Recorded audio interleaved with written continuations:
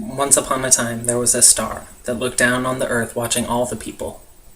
The star was once a man that knew both hardship and love. In the man's youth, he met a lovely and beautiful woman while on a journey across an ocean. The man fell in love with the woman, and they were married in the spring. One day, the man and the woman's lives were changed forever. God granted them a son. The man became very sick. God, knowing the pain of sickness, took the man away out of love for his family, making him a star in the heavens. Every night, the woman and the son would look upon the star and think of the man. As time went on, the son grew and grew as the woman got older and older. Then the son left the woman to find a family of his own.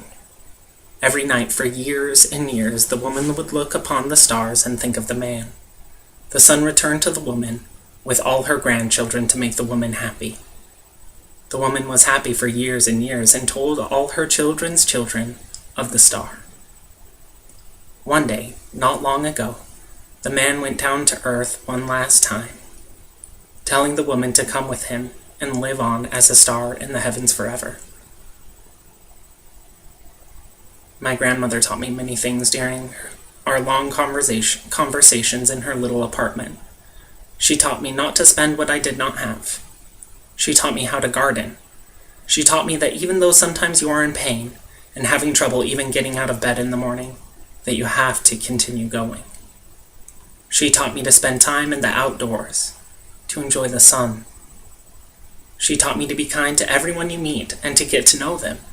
She taught me that even though life is hard, and people can be cruel, and you may see horrible things committed in the name of some greater good, you must always remember to see the sunshine, to look to the stars and the moon and remember that no matter how far from home you are, they are still the same stars, moon, and sunshine. Every evening that I would visit my grandmother, I would stay with her until the stars began to shine, and she would look into the sky and say in her thick German accent, "You see that star, Zachy? That is where I will be." To this day, whenever I look into the night sky and see the stars glittering above me, I remember what she said, and think of my grandmother watching over me. Annie Birkholz, my grandmother, was born in rural Bavaria. She did not have an easy life. She was born out of wedlock, and in the early 1900s in that part of the world it was practically unheard of. I remember my grandmother telling me about the first time she had seen her father for who he was. She and another girl were walking down a country lane one day when they heard someone approaching. As children often do, they hid on the side of the road in some bushes playing some sort of game. The man approached. The little girl with my grandmother looked at the man and turned to my grandmother and said, "That is your father." This was the extent of my grandmother's relationship with her father. Over the next 14 years, my grandmother was shuffled from foster home to foster home, farmhouse to farmhouse. Even though it was a hard life, it wasn't without joy. She learned to love the outdoors, learned the names of hundreds of plants, and grew into a lovely young woman. Her mother married a man that worked for the railroad and was able, through the railroad, to pay for my grandmother to go to finishing school to become a nanny to the upper class. She worked for several doctors and even some government officials. She loved and cared for many families. Then, what my grandmother always referred to as the war, World War II, began. Life changed dramatically at this point. Grandma would share stories of ironing the shoulder shirts in exchange for cigarettes that she would then use to buy things on the black market. She would cook for one of her friends, an American school teacher, and in turn she was taught English. She used this skill to secure a job working for a dignitary in Washington, D.C., who was willing to pay for her passage and sponsor her in the Americas.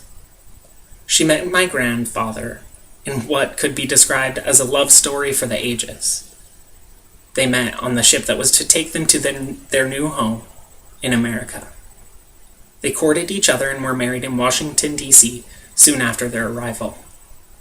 My grandfather was a hard-working man who did everything he could to make a new home for his family.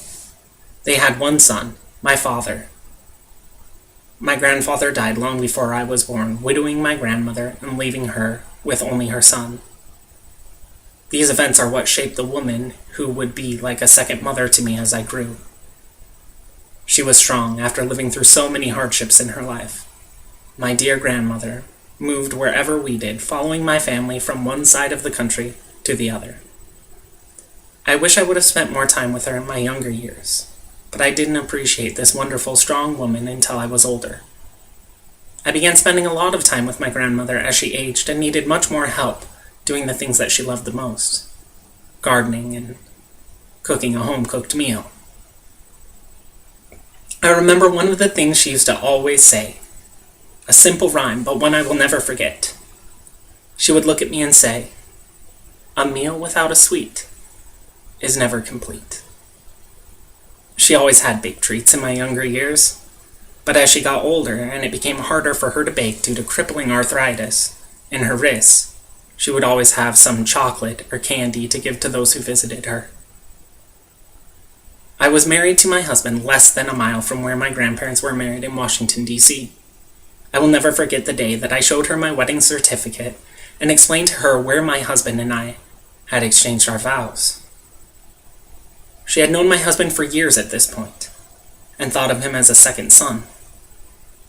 Up to this point, we had never really told her that we were in a relationship, though many times she had alluded to it while talking to the two of us. When we finally came out and said it, telling her that we had been married so close to where she had wed my grandfather, she looked at my husband in the eyes, smiled, and said, "You take care of my grandson." She died about 1 year later. I remember the last thing she said to me before she went into a surgery that she would never wake from. I had tears running down my face as my grandmother lay in a hospital bed. I leaned in to hug her and kiss her cheek before they wheeled her into the operating room. She reached her thin, bony arms around me, arms that had raised children, loved a husband, and worked hard. She rubbed her hand against my cheek, a hand that had cleaned wounds, ironed shirts, made countless treats. She whispered in my ear, "I love you, Zachy." I will treasure the time that I spent with my grandmother learning and growing. She was one of the strongest women I have ever met, and I miss her dearly with every day.